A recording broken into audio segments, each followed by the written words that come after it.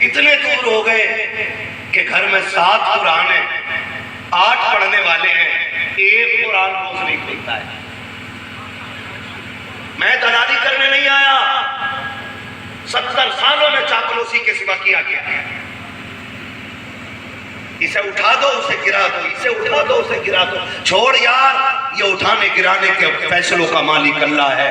بس اپنے بارے میں سوچو، جس دن اپنے بارے میں سوچنے لگ جاؤ گے، خدا کی قسم ہر شخص میں صلاح الدین ایوبی کی شخصیت نظر آئے گی۔ ہر شخص میں آج امت خون کے آنسو رو رہی ہے، آج امت خون کے آنسو رو رہی ہے، اور آج امت کے کوئی آنسو پوچھنے والا نہیں ہے۔ یہ کڑوی سچائی ہے، آج امت کے کوئی آنسو پوچھنے والا نہیں ہے، آج ہمارا کوئی رہنما نہیں ہے۔ ہم نے آج کسی کے جھنڈے کے نیچے پناہ نہیں دی، ہر بندے کا اپنا جھنڈا ہے۔ جو بھی پیر آتا ہے بس وہ یہ کہہ کے جاتا ہے جو میرا ہو گیا اسے کسی کی ضرورت نہیں۔ بازار لگا رکھے، خانقاہیں دلوں کو صاف کرنے کے لیے ہوتی تھی، آج خانقاہوں میں تماشے لگ گئے۔ پڑھو بغداد والے کو، آج پیر کا بیٹا بغیر پڑھے پیر ہو جاتا ہے، حافظ کا بیٹا بغیر پڑھے حافظ کیوں نہیں؟ امام کا بیٹا بنا پڑھے امام کیوں نہیں بن سکتا؟ ڈاکٹر کا بیٹا بنا پڑھے ڈاکٹر کیوں نہیں بن سکتا؟ آپ کہو کہ اگر ڈاکٹر کے بیٹے کو بنا پڑھے ڈاکٹر بنا دیا تو جان کا دشمن بن جائے گا۔ میں کہتا ہوں اگر جاہل بیٹے کو پیر کے پیر بنا دو گے، اگر یہ جان کا دشمن ہے تو جاہل پیر ایمان کا دشمن ہوگا۔ اور یہ پوچھنے والا کیوں نہیں؟ کیوں نہیں یہ کوئی پوچھنے والا اس امت سے؟ آج کہاں کے کھڑی ہو گئی، کہاں کے کھڑی ہو گئی؟ اور خدا کا واسطہ دے کے کہتا ہوں لوگوں، میں نہیں جانتا میری آپ سے ملاقات ہوگی کہ نہیں، لیکن اللہ کرے یہ ملاقات ایسی ہو جائے کہ اتنے بدل جانا کہ جب اٹھو نا تو یہی نعرہ ہو، تمہیں جانا تمہیں مانا، نعرہ غیر سے کام للہ الحمد میں دنیا سے مسلمان گیا۔ سبحان اللہ، کم سے کم معاف کیجئے گا کہ ہماری غلطیاں، ہماری اور اس سے بڑی غلطی ہے چاپلوسوں کی، دلالوں کی، جو جاہل کو ولی ثابت کرنے پہ لگے ہوئے۔ ہاں دم کرانے لگو نا جاہل پیروں سے، تب اعوذ باللہ من الشیطان الرجیم۔ سوچو، پڑھو غوث پاک کو، غوث پاک 12 انگوٹھی نہیں پہنتے تھے۔ ہاں غوث پاک حسن حسین میں بڑا شان نہیں نکالتے تھے۔ سب سے بڑے پیر کو غوث اعظم دستگیر کہا جاتا ہے۔ پڑھو اور دکھاؤ جاہل پیروں کو آئینہ، اور آپ کے بھی لازم ہے، آپ سے بھی پوچھا جائے گا تم نے کس کو اپنی رہنمائی کے لیے چنا تھا؟ یہ مت سوچنا تم بچ جاؤ گے۔ ہاں منہ پانے چلیا کرے یا حسن یا حسن، آدھا تھوک دیتا ہوں میں۔ تماشے بنا رکھے دین کا، اور دین اتنا لاوارث نہیں ہے کہ تم جیسا چاہو کہ توڑ مڑوڑ کے پیش کرو گے۔ ابو بکر مزار میں لیٹا ضرور ہے لیکن آج بھی حضور کے دین کا پہرے دار ہے۔ عمر گنبد خضرا میں لیٹا ضرور ہے لیکن آج بھی پیروں پہ عمر فاروق اعظم کا نام لکھا کے حلقے میں مت لینا، یہ قرآن پڑھنے والے نہیں تھے، یہ قرآن کو گھر گھر پہنچانے والے تھے۔ ہاں لگ رہی ہوں گی کڑوی باتیں، لگے خاک سے مجھے آپ کو حساب نہیں، اپنے رب کو حساب دینا ہے، اپنے رب کو حساب دینا ہے۔ 4 رویے لگا رکھے ہیں جاہلوں کو، ہم نے آج کون سونپ دی؟ کہنے نہیں پیر مرید کرے گا، مولوی تقریر کرے گا۔ غوث پاک سب سے بڑے پیر فجر بعد سے پڑھانا شروع کرتے تھے، 1 درس فجر بعد، 1 درس ظہر بعد، 1 درس عصر بعد، اور پھر جانتے ہو عشاء کے بعد تقریر فرمایا کرتے تھے۔ کیا کرتے تھے؟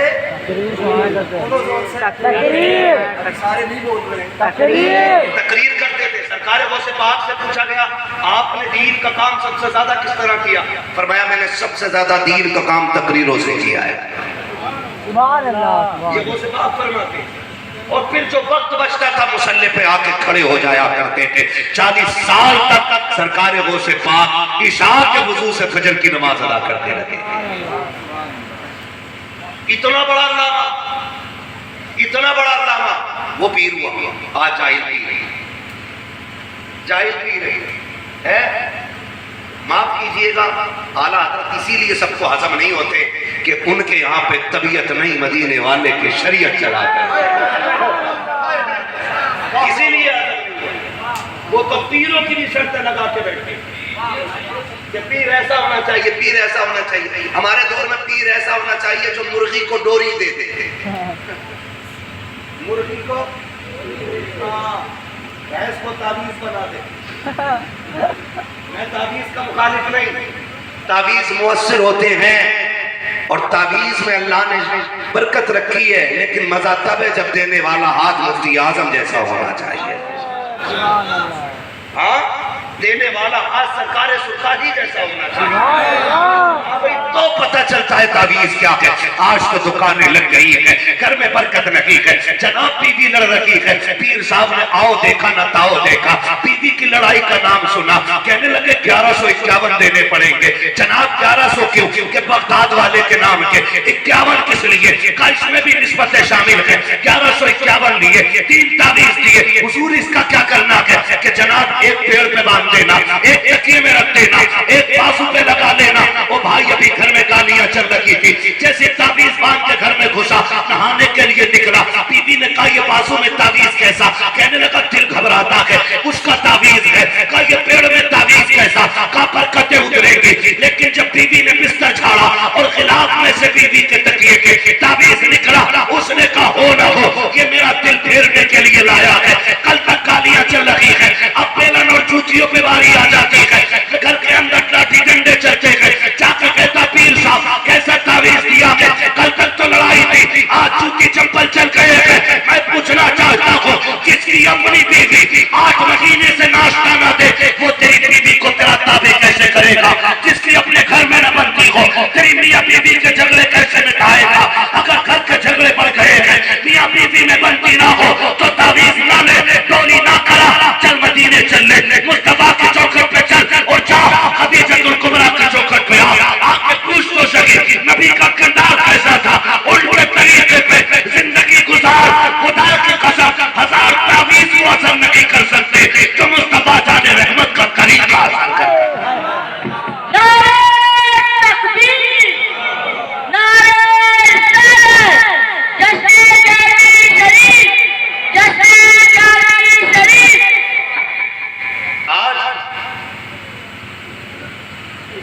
عرش کی محفل بھی حضرت داتا علی شاہ رحمۃ اللہ تعالیٰ ان کے عرش کی محفل ہے، اور عرصوں کا مطلب ہوتا ہے یہاں سے کچھ لے کے جاؤ، یہ مطلب قطعی نہیں ہوتا ناچے کودے چلے گئے صبح پھر وہی چال، پھر وہی چال، بدلو بدلو، اور اتنے بدل جاؤ کہ کوئی صبح پوچھے رات حضور کی محفل میں تھے، بتاؤ کیا تبدیلی آئی ہے؟ کہہ دینا کہ جب تک گئے تھے صبح ہوتی تھی تو گانے سنتے تھے، جب سے لوٹے گئے نا صبح ہوتی ہے تو حضور کی نعت کے ترانے گنگنایا کرتے ہیں۔ اتنی تبدیلی، اور نوجوانوں سے خاص کر کے گزارش کروں گا، نوجوانوں سے خاص کر کے رویے بدل دو، اپنے طریقے بدل دو۔ زندگی کوئی بہت زیادہ لمبی نہیں ہے، بہت زیادہ لمبی نہیں ہے، پتہ نہیں کب موت کا فرشتہ آ جائے اور ایک لمحہ آگے پڑھنے کی مہلت نہ دے۔ موت آتی ہے نا تو سہرے بندے کے بندے رہ جاتے ہیں، موت آتی ہے نا تو گھر سجے کے سجے رہ جاتے ہیں، موت آتی ہے نا تو 4 بچوں کے باپ کو بھی جانا پڑتا ہے، موت کا فرشتہ آتا ہے نا تو ماں کے جگر کے ٹکڑوں کو بھی جانا پڑتا ہے۔ موت آئے گی تو رکنی نہیں، رکنی نہیں، اور کسی کے لیے نہیں رکنی ہے، صرف ایک ذات میرے نبی کی ذات تو ہے جن سے اجازت کے لیے موت کا فرشتہ دروازے پہ کھڑا تھا، صرف ایک ذات میرے حضور کی ذات ہے۔ لیکن وہاں بھی نا بہت کچھ سیکھنے کو ہے، وہاں بھی بہت کچھ سیکھنے کو ہے۔ موت کا فرشتہ دروازے پہ کھڑا ہے، اندر آنے کی اجازت چاہیے، اندر آنے کی اجازت چاہیے۔ جانتے ہو سیدہ طیبہ طاہرہ عابدہ زاہدہ نقیہ تقیہ راکعہ ساجدہ حافظہ قاریہ عالمہ فاضلہ مفتیہ سیدہ کائنات خاتون جنت سیدہ فاطمہ زہرا رضی اللہ عنہا۔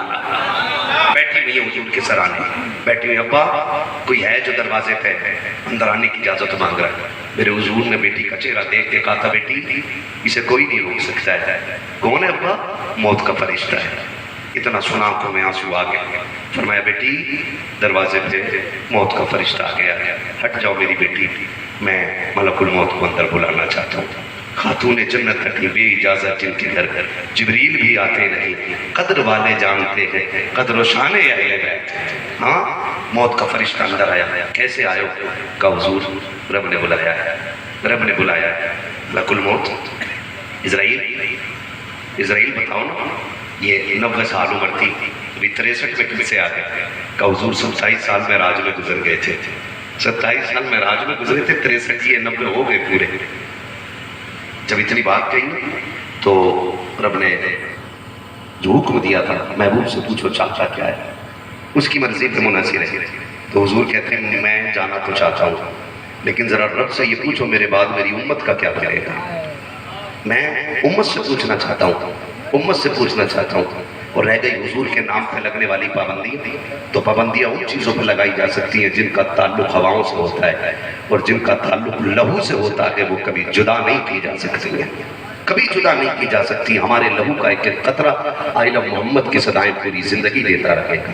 لوگ جسم کے ٹکڑے کریں وہ یہ ہماری تاریخ رہی ہے، ہماری تاریخ رہی ہے۔ میں اس تاریخ پہ بات کروں تو بڑا وقت لگے گا، میں چاہتا ہوں کہ کچھ باتیں آپ سے کہہ جاؤں۔ حضور کہتے ہیں میری امت کا کیا بنے گا؟ جاؤ تھوڑا جلدی کرو، ٹھہرو نا۔ اتنے میں جبریل آ گئے، محبوب کیا رائے ہے؟ کیا رائے ہے؟ رب کہہ رہا ہے محبوب جتنی کہو گے اتنی عمر بڑھا دی جائے۔ آپ کیا چاہتے ہیں؟ کہ عمر بڑھانے کی بات نہیں ہے۔ جبریل میرے رب سے پوچھنا میری امت کا کیا بنے گا۔ میں چاہ رہا ہوں میری امت کا کیا بنے گا۔ میں ان کے لیے روتا رہا ہوں، میں نے غاروں میں سجدے کیے، میں رو رو کے امت کو مانگتا رہا ہوں، میں چلا گیا امت کا کیا بنے گا۔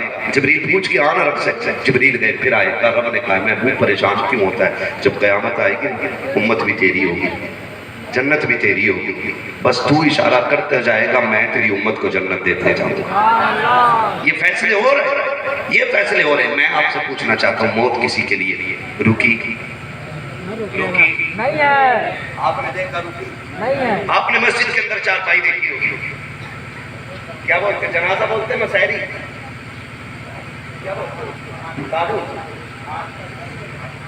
آپ کیا بولتے ہیں ہاٹ دیکھیے مسجد میں، کبھی لیٹ کے دیکھا اس پہ؟ وہ لیٹ کے دیکھو یار کبھی کیسا لگتا ہے، کبھی لیٹ کے دیکھا ہے؟ دھوکے سے اگر کسی نے کہہ دیا نا کہ یہ وہ کھاٹ ہے جس پہ مردے لے کے جاتے ہیں، آگے وہ کبھی نکل جائے گا۔ یہ حیثیت ہے ہماری، جانتے ہو وہ کھاٹ بڑی ضدی ہوتی ہے، جس کے دروازے پہ آ کر رکھ جاتی ہے نا تو خالی نہیں جاتی،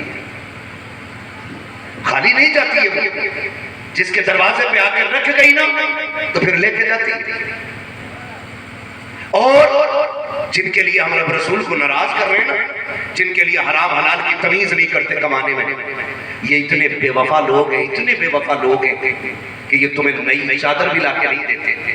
وہ یہ کلمے والی چادر جو ہزاروں لوگوں کے اوپر پڑ گئی ہے وہی مرنے کے بعد تیرے اوپر ڈالی جائے۔ بڑی بے وفا دنیا ہے، اپنی آخرت کی خود تیاری کرے، خود تیاری کرے اپنے آخرت کی، اور اپنا ظاہر بھی سنوارے اور اپنا باطن بھی سنوارے۔ کتنے لوگ ہیں جو حضور کو دیکھنا چاہتے ہیں، بتا سکتے ہیں؟ سبحان اللہ یا رسول اللہ، جتنے ہاتھ اٹھ گئے ہیں ہم اس لائق تو نہیں کہ یہ امید کریں، یہ آرزو کریں، لیکن آپ تو کریم ہیں نا، کسی دن اتنی مہربانی کرتے ہم سوئیں اور خواب میں آپ کی زیارت نصیب ہو جائے۔ کہہ دو آمین، آمین، بہت زور سے کہو آمین، آمین۔ ہاں جی ہاتھ نیچے کر لیں اور میری تھوڑی سی بات سنو۔ حضور کی زیارت تب نصیب ہوتی ہے جب دل ٹوٹتا ہے۔ کب؟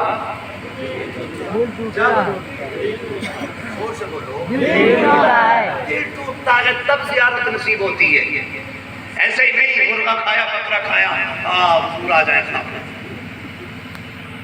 ناک تک جو کھا کے سوتا ہے نا پھر شیطان دکھائی دیتا ہے۔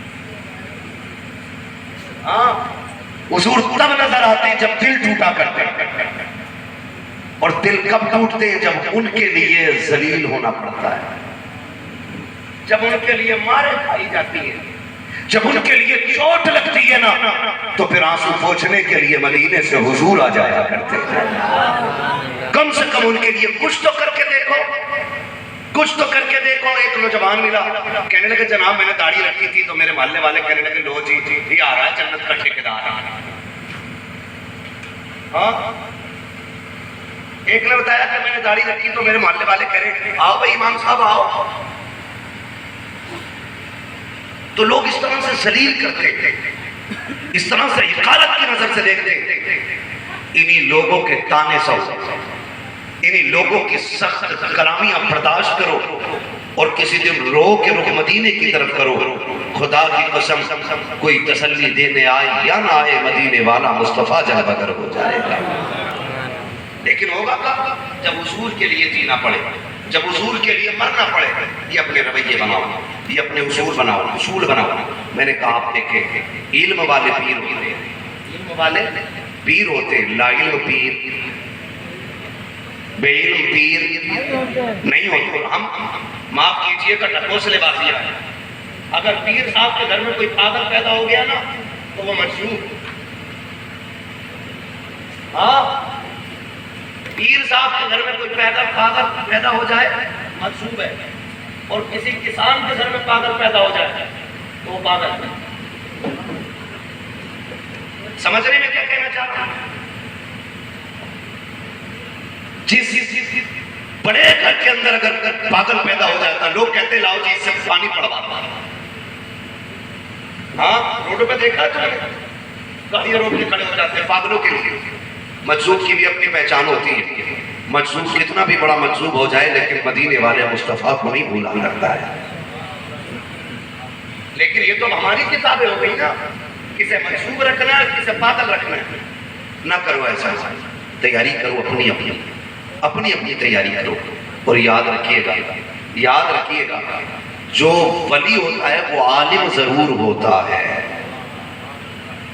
جو عالم ہوتا ہے وہ, جو ولی ہوتا ہے وہ عالم ضرور ہوتا ہے. جاہل کبھی ولی, زور سے جاہل کبھی ولی نہیں ہو سکتا.